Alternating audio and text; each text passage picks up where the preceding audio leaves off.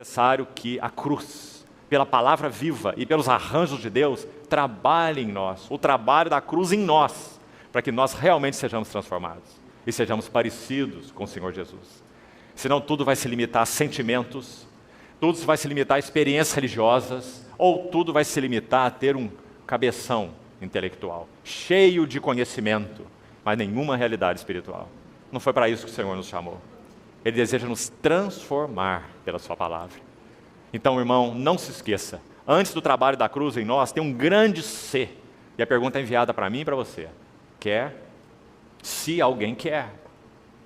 Então tome sua cruz. Em outras palavras, ame a palavra, agarre as verdades ouvidas e peça ao Senhor que ela penetre fundo no coração.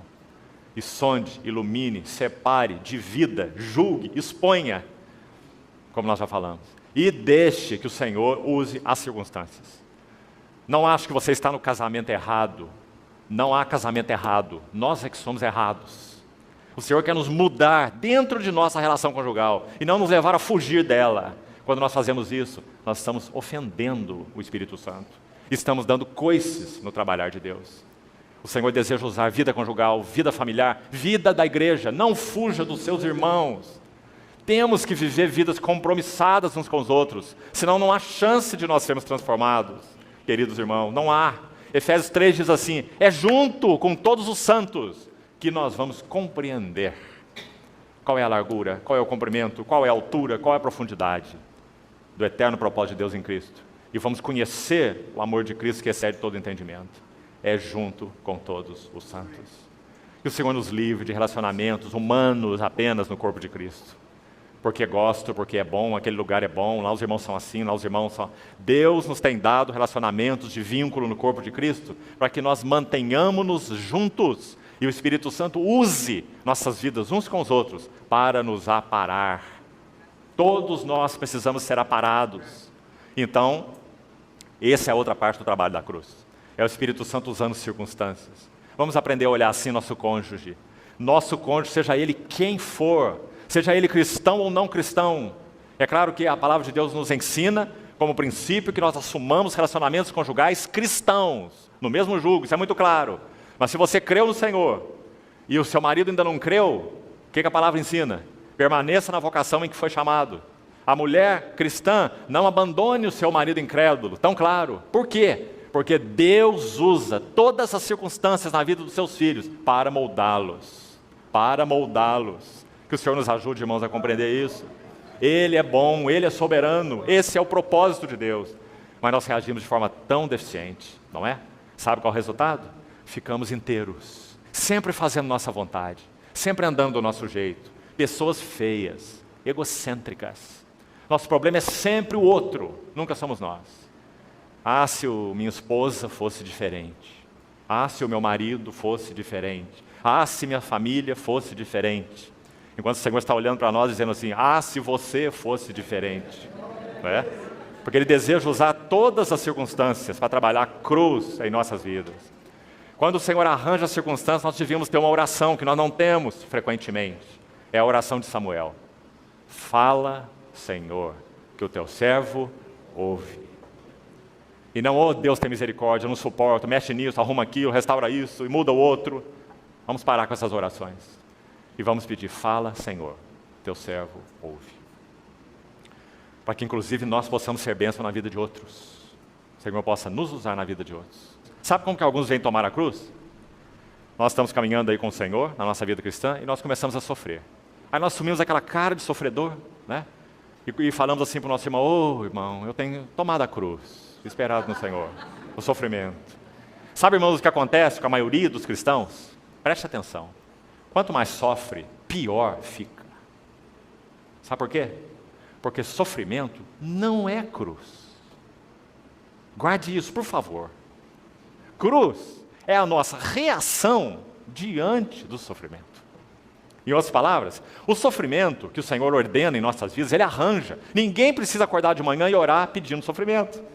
Eles vêm a nós a galope, de cavalo, não é? Mas o Senhor usa os sofrimentos para fazer o que conosco? Para Jó 36, pela aflição lhes abre os ouvidos. Viu? Sofrimento é o grande cotonete de Deus. É desentupir o nosso ouvido surdo. Por isso ele usa o sofrimento. Agora, o sofrimento em si mesmo não vai nos aperfeiçoar. Isso não é doutrina evangélica, isso é doutrina de um outro sistema aí, que diz que o sofrimento tem ação purgatória. Né? Quanto mais você sofre, melhor você fica. Não necessariamente. É a nossa reação ao sofrimento que vai determinar se ele significa a cruz trabalhando em nós ou não. Se nós nos dobramos, nos curvamos e beijamos a mão que trata conosco e oramos, fala Senhor, teu servo ouve, e então o sofrimento vai significar sim, cruz em nossa vida. Porque o Senhor vai usar essa situação e vai nos transformar.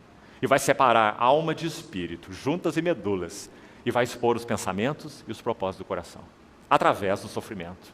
Graças a Deus. E a mesma coisa com relação à palavra.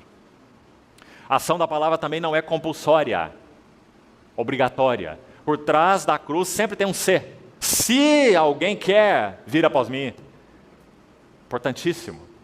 Porque, como falamos, podemos reagir adequadamente ao sofrimento, pedindo que o Senhor nos fale, nos mude, nos quebre, nos molde na imagem do seu Filho, e então esse sofrimento terá ação transformadora em nós.